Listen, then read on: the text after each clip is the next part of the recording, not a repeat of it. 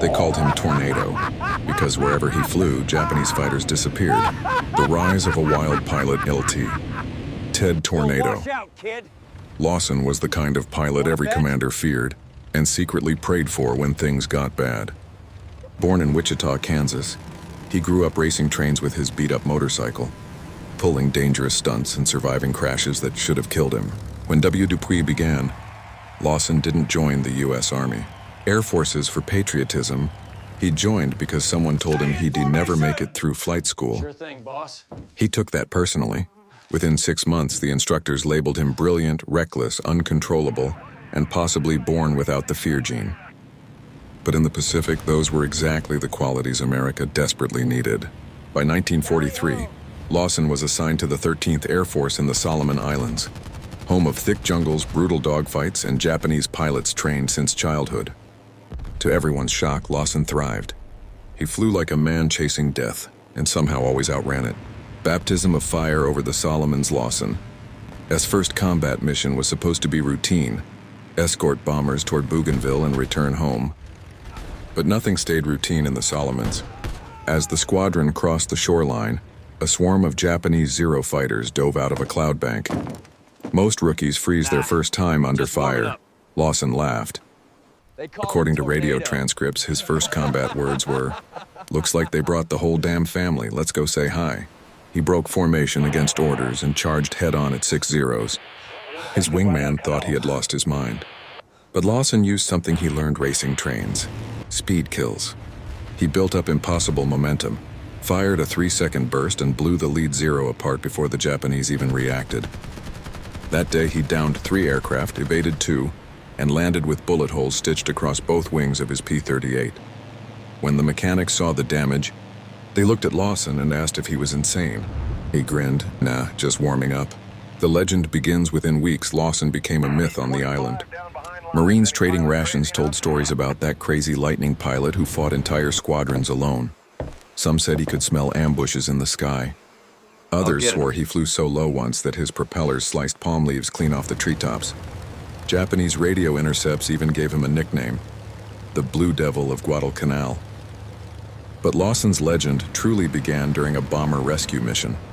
A B-24 returning from Rabaul had lost 2 engines, and Japanese fighters were closing in fast. Lawson heard the distress call, ignored orders again, and sprinted his P-38 through a thunderstorm to reach them. He burst out of the clouds like lightning, guns blazing. In 4 minutes, he downed 5 attackers, forcing the rest to flee. The bomber crew survived.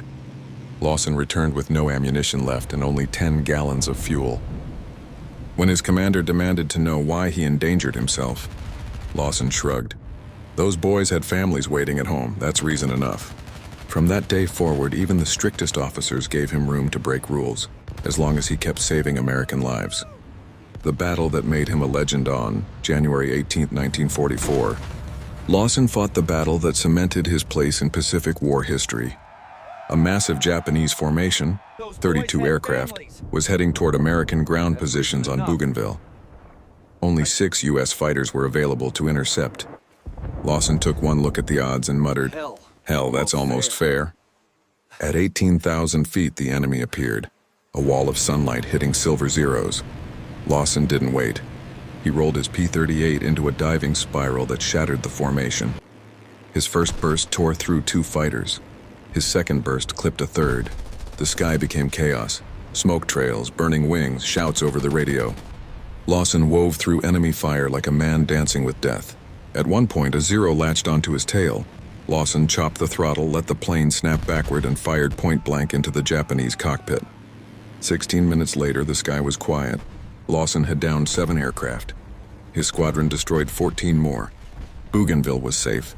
When he landed, the ground crew stared at his P-38, riddled with holes, missing a tail rudder, hydraulics leaking everywhere. Someone said it was impossible that the plane still flew. Lawson wiped sweat from his face and replied, "Good thing I don't believe in impossible." But war eventually hits back. In late 1944, during a low-level strike near Rabaul, Lawson was ambushed by anti-aircraft fire. A shell exploded near his cockpit, tearing metal and shrapnel into his leg. Bleeding heavily, vision blurring, he somehow kept the plane in the air. Most pilots would bail out or crash land. Lawson refused. He pushed through the pain, flew 70 miles over open ocean, and belly landed at a remote Allied strip, saving himself and the aircraft. He spent 3 months recovering. Most doctors expected he'd never fly again. They underestimated him. Lawson not only returned to duty, he returned angrier, wiser, and even more dangerous. In his final mission of the war, he led a strike on a Japanese supply convoy near the Philippines. Using a daring head-on attack, he scattered the escort fighters, crippled 2 ships, and guided his squadron home without a single loss.